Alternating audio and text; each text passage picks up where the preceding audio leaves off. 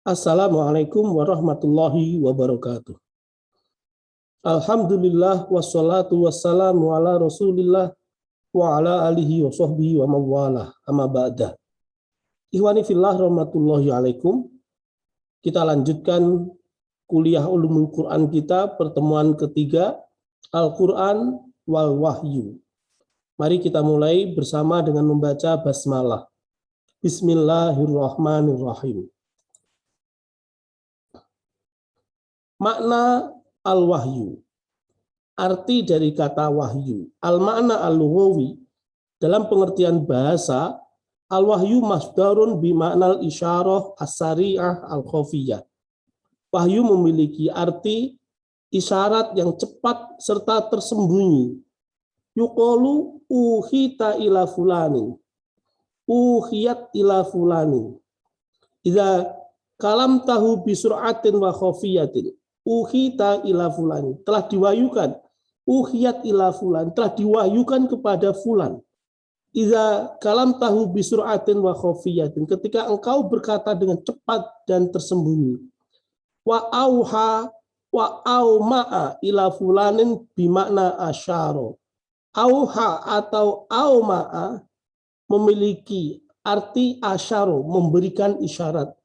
Wa auhallahu ilahi alhamahu, artinya ketika Allah memberikan wahyu kepadanya, artinya Allah telah mengilhamkannya. Jadi dalam pengertian bahasa, wahyu itu adalah isyarat yang cepat dan tersembunyi atau ilham. Al-isyarah as-sari'ah al-khafiyah ay auhallahu ilahi alhamahu, isyarat yang cepat, yang tersembunyi atau samar, atau berarti juga Allah mewahyukan kepadanya, artinya Allah mengilhaminya. Allah memberikan ilham kepadanya. Al-Quran telah menggunakan lafaz wahyu dalam pengertian bahasa seperti di atas sebagaimana terdapat dalam ayat-ayat berikut. A'udzu billahi minasyaitonir rajim. Quran surah Nahl ayat 68. Wa auha rabbuka ilan nahli anittakhidhi minal jibali buyuta. Wa auha rabbuka, Allah telah mewahyukan kepada ilan nahli, kepada lebah. Maksudnya di sini ada ilham ghorizi.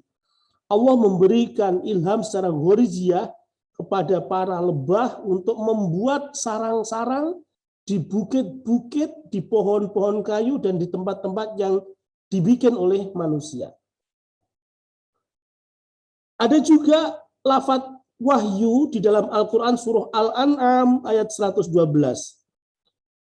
Wa kadzalika ja'alna likulli nabiyyin aduwwan syayatinal insi wal jinni yuhi ba'dhum ila ba'dhin zukhrufal qaul. Yuhi ba'dhum, di antara mereka mewahyukan kepada yang lain. Ini memiliki arti bisikan jahat. Artinya, di antara musuh-musuh Nabi yang berupa setan, baik berupa setan manusia maupun setan jin, di antara mereka saling membisiki bisikan jahat. Jadi, wahyu dalam pengertian bahasa di dalam Al-Quran memiliki makna ilham ghorizi, bisikan jahat, dan isyarat. Fakharaja ala qaumihi minal mihrabi fa'auha ilaihim an sabbihu bukratan wa ashiya. Surah Maryam ayat 11. Maka ia keluar dari mihrab menuju ke kaumnya, lalu ia memberi isyarat. Fa'auha ilaihim, ia memberi isyarat kepada mereka, kepada kaumnya. Hendaklah kamu bertasbih di waktu pagi dan petang. Artinya di sini auha adalah isyarat. Ikhwani fillah rahmatullahi alaikum. Definisi wahyu secara syar'i adalah i'lamu bisyar'i, al-i'lam bisyar'i. Al-wahyu huwa al-i'lam bisyar'i. Al-wahyu wa i'lamullah linabiyyin min anbiya'ihi bi hukmin syar'iyyin wa nahwihi. Al-wahyu wa ma yuha Allahu ila nabiyyin minal anbiya'i fayusbituhu fi qalbihi fayatakallamu bi wa yaktubuhu wa huwa kalamullah. Jadi wahyu dalam definisi syar'i adalah informasi tentang syariat. Informasi dari Allah Subhanahu wa taala kepada para nabinya tentang hukum-hukum syariat atau semisalnya. Wahyu adalah apa saja yang Allah wahyukan kepada para nabi, kemudian Allah menetapkannya di dalam hati nabi itu, sehingga nabi itu berkata dengan wahyu tersebut, mencatatnya, yaitu berupa kalamullah. Jadi wahyu itu adalah kalamullah. Hal ini sesuai dengan Quran surah Asy-Syu'ara ayat 192 sampai 194. A'udzu billahi minasyaitonir rajim. Wa innahu latanzilu rabbil alamin. Nazala bihir ruhul amin. Ala qalbika litakuna minal munzirin. Sesungguhnya Allah Subhanahu wa taala telah menurunkan Al-Quran, menurunkan wahyu ini. Allah telah menurunkan, Allah penguasa alam telah menurunkannya. Nazala biruhul amin, melalui malaikat Jibril. Allah menurunkan wahyu kepada Nabi Muhammad SAW. Menetapkan ala qalbika, menjadikan wahyu itu masuk ke dalam hatimu Muhammad, litakuna minal munzirin, agar engkau menjadi orang-orang yang mau memberikan peringatan. Iwani fillah rahmatullahi alaikum. Dalilul wahyi. Pembahasan wahyu termasuk perkara akidah. Seorang muslim wajib meyakini adanya wahyu.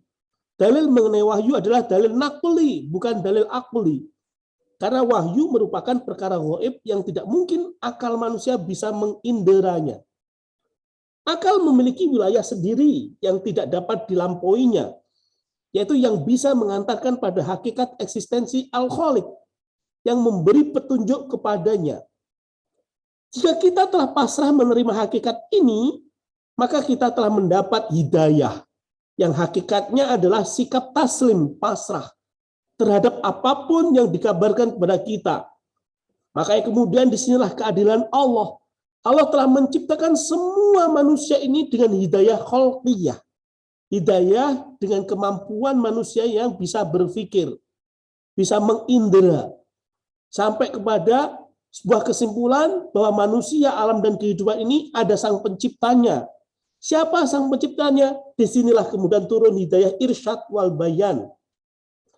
Hidayah yang berupa penjelasan-penjelasan dari Allah Subhanahu wa taala melalui kitab sucinya. Dalam hal ini melalui Al-Qur'an Al-Karim. Iwani fillah rahmatullahi alaikum. Kita lanjutkan. Inna auhayna ilaika kama auhayna ila nuhin wan nabiyyina min ba'dih. Sesungguhnya kami telah memberikan wahyu kepadamu sebagaimana kami telah memberikan wahyu kepada Nabi Nuh dan nabi-nabi yang kemudian. Quran surah An-Nisa ayat 163. Wa kadzalika auhayna ilaika ruham min amrina, dan demikianlah kami mewahyukan kepadamu wahyu, yaitu Al-Qur'an, dengan perintah kami. Wa ma yantiqu 'anil hawa in huwa illa wahyu yuha, dan tiadalah yang diucapkan itu menurut kemauan hawa nafsunya. Ucapannya itu tiada lain hanyalah wahyu yang diwahyukan kepadanya. Quran surah An-Najm ayat 3-4. Iwan fillah rahmatullahi alaikum. 3 ayat di atas merupakan dalil wahyu, bahwa wahyu itu dalilnya adalah naqli dari Al-Quran, ayat-ayat Al-Quran yang secara jelas menjelaskan keberadaan Al-Quran itu wahyu. Iwan fillah rahmatullahi alaikum. Dalil tentang hakikat wahyu cukup dengan dalil mengenai kemukjizatan Al-Quran yang telah terbukti secara akli bahwa wahyu ini berasal dari Allah Subhanahu wa taala kepada Rasulullah SAW. Berdalil tentang hakikat wahyu dengan dalil-dalil ilmiah untuk mendekatkannya pada akal akan menjauhkan pada kebenaran. Mereka melakukan penelitian dengan menggunakan kaidah-kaidah ilmiah untuk menetapkan hakikat wahyu. Maka muncullah teori hipnotis, teori sarana informatika modern, dan lain-lain. Padahal itu jelas sangat salah. Kiranya Rasulullah SAW menerima wahyu dari Allah Subhanahu Wa Taala melalui malaikat Jibril itu seperti kena hipnotis, atau seperti kita sedang berkomunikasi dengan orang yang di jauh berada di tempat yang jauh. Padahal itu adalah analogi yang tidak tepat. Dalil penerimaan Rasulullah SAW terhadap wahyu Al-Quran ini cukup dengan dalil nakli yang dibuktikan dengan kemukjizatan Al-Quran yang sampai kita sekarang, dan keberadaan Al-Quran sebagai kalamullah itu dalilnya akli. Iwani fillah rahmatullahi alaikum. Kesalahannya tampak, yaitu ketika berusaha menjelaskan kepada orang-orang yang sulit memahami wahyu, terus kemudian gambaran wahyu tersebut dijelaskan sesuai dengan pemahaman mereka, yaitu layaknya hipnotis. Proses merekam melalui pita kaset, kemudian mengkopi dan memindahkannya ke tempat lain, melalui faksmil, dan seterusnya, dan seterusnya. Maka tidak ada keraguan bahwa jalan ini bukan jalan menuju iman terhadap Al-Quran. Iwani fillah rahmatullahi alaikum. Kondisi turunnya wahyu. Wa ma kana li basyarin ayyukallimahullahu illa wahyan aw min wara'i hijab. Aw min wara'i hijabin aw yursila rasulan fayuhiya biiznihi ma yasha. Innahu aliyyun hakim. Kondisi turunnya wahyu, Quran surah Asy-Syura ayat 51. Dan tidak mungkin bagi seorang manusia pun bahwa Allah berkata-kata dengan dia kecuali dengan perantaraan wahyu, atau di belakang tabir, atau dengan mengutus seorang utusan berupa malaikat, lalu diwahyukan kepadanya dengan seizinnya apa yang dia kehendaki. Sesungguhnya dia maha tinggi, lagi maha bijaksana.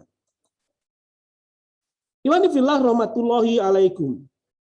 Dari ayat tersebut kita bisa mengetahui bahwa kondisi turunnya wahyu ada 3. Yang pertama, wa ma kana li basyarin ayyukallimahullahu illa wahya. Dan tidak ada bagi seorang manusia pun bahwa Allah berkata-kata dengan dia kecuali dengan perantaraan wahyu. Rasulullah Shallallahu Alaihi Wasallam menerima kalamullah melalui ilham dalam keadaan terjaga, dan wahyu disampaikan ke dalam pikiran Rasulullah Shallallahu Alaihi Wasallam sehingga beliau menyadarinya. Sebagaimana hadis riwayat Imam Bukhari Muslim, sungguhnya Jibril telah membisikkan ke dalam pikiranku bahwa seseorang tidak akan mati sebelum terpenuhi rezekinya. Maka bertakwalah kalian kepada Allah dan perbaguslah cara mencari rezeki. Rasulullah SAW bermimpi dalam tidurnya didatangi malaikat Jibril alaihissalam. Ini kondisi pertama. Jadi manusia bercakap-cakap dengan Allah itu pasti itu wahyu. Dalam hal ini Nabi Muhammad Shallallahu Alaihi Wasallam melalui malaikat Jibril ya membisikkan ke dalam pikiran Rasulullah Shallallahu Alaihi Wasallam. Berarti itu adalah wahyu. Aisyah Ummul Mukminin radhiyallahu anha berkata, awal perkara yang didatangkan kepada Rasul Shallallahu Alaihi Wasallam adalah mimpi yang benar dalam tidurnya. Beliau tidak bermimpi melainkan datang laksana cahaya yang terang menyingsing di waktu fajar. Haris bin Hisham radhiyallahu anhu bertanya kepada Rasulullah SAW, wahai Rasulullah, bagaimana wahyu itu datang kepadamu? Rasul menjawab, ahyanan ya'tini misla sholatin jarosh, wa huwa ashadduhu ala fayufsomu anni waqad wa'aitu anhu ma qala. Terkadang mendatangiku laksana deringan lonceng, dan ini keadaan tersulit yang aku hadapi sampai jiwaku terganggu. Lalu aku sadar wahyu yang disampaikan itu telah kupahami. Melalui cara ini ada beberapa macam, ya, ada ilham, mimpi, penyampaian secara rahasia tanpa pembicaraan, ya. Itu cara pertama. Kondisi kedua, au min wara'i hijab, atau dari balik tabir. Hal ini juga terjadi pada Musa alaihissalam. Wa kallamallahu Musa taklima. Dan Allah telah berbicara kepada Musa dengan langsung. Falamma ataha nudiya min syati'il wadil aymani fil buq'atil mubarakati minas syajarati ayya Musa inni anallahu rabbul alamin. Maka tatkala Musa sampai ke tempat api itu, diserulah dia dari arah pinggir lembah yang sebelah kanannya pada tempat yang diberkahi dari sebatang pohon kayu, yaitu, wahai Musa, sesungguhnya aku adalah Allah, Tuhan semesta alam. Quran surah Al-Qasas ayat 30. Allah Subhanahu wa taala berbicara dengan Nabi Musa alaihissalam di balik tabir. Seperti seseorang yang berbicara dengan orang lain yang berada di balik tabir berdasarkan sebagian khosyat yang dimilikinya. Orang yang di balik tabir itu mendengar suaranya meskipun dia tidak mampu melihat bentuknya. Seperti itulah yang terjadi pada Nabi Musa alaihissalam ketika Allah berbicara kepadanya.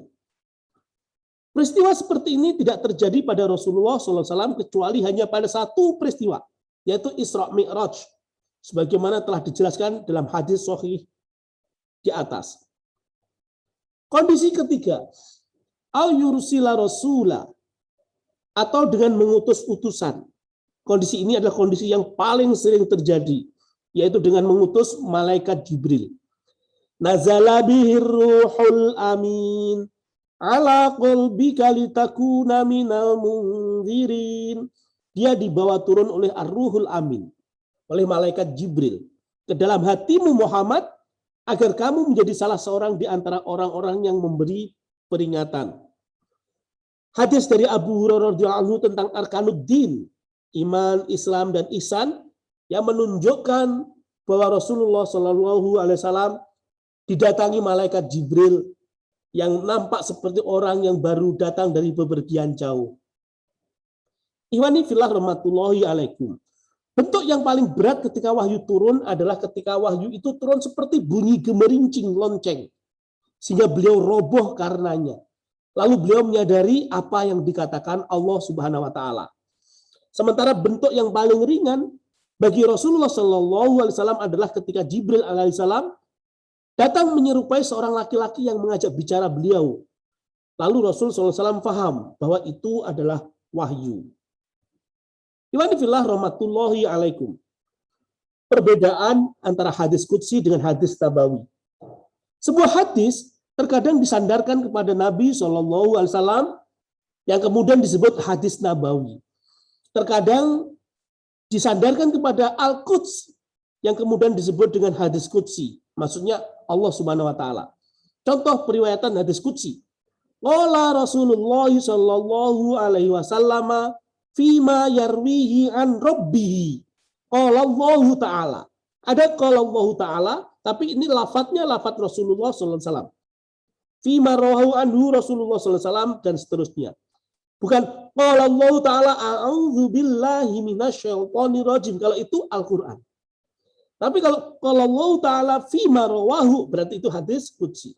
Sementara kalau hadis nabawi, qala Rasulullah sallallahu alaihi wasallam, atau anna Rasulullah sallallahu alaihi wasallam yaqul, dan seterusnya. Sampainya wahyu kepada kita adalah dengan melalui proses nakli, yaitu diambil dari jalan pemberitaan, talaqwi dan istimbat, bukan melalui eksperimen dan kesimpulan layaknya metode ilmiah.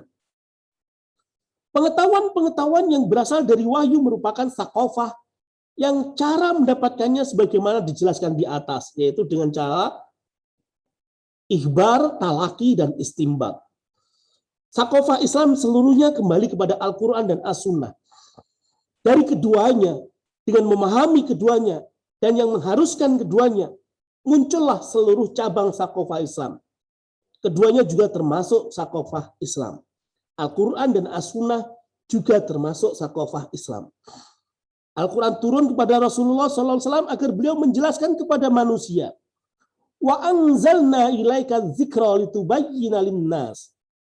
Al-Quran menyuruh kaum muslim agar mereka mengambil apa yang telah dibawa oleh Rasulullah Sallallahu Alaihi Wasallam. Wa ma atakumur rasulu fakhudhuhu wa ma nahakum anhu fantahu. Mengambil apa yang dibawa oleh Rasulullah Sallallahu Alaihi Wasallam tidak mungkin kecuali setelah memahami dan mempelajarinya. Akibatnya tentu membutuhkan pengetahuan yang bisa mengantarkan pada pemahaman terhadap Al-Quran dan As-Sunnah. Sehingga muncul berbagai macam pengetahuan Islam. Ulumul Quran, ulumul hadis, usul fikih, tauhid, bahasa Arab, dan lain-lain sebagainya. Wallahu a'lam bishawab. Semoga bermanfaat. Terima kasih. Wassalamualaikum warahmatullahi wabarakatuh.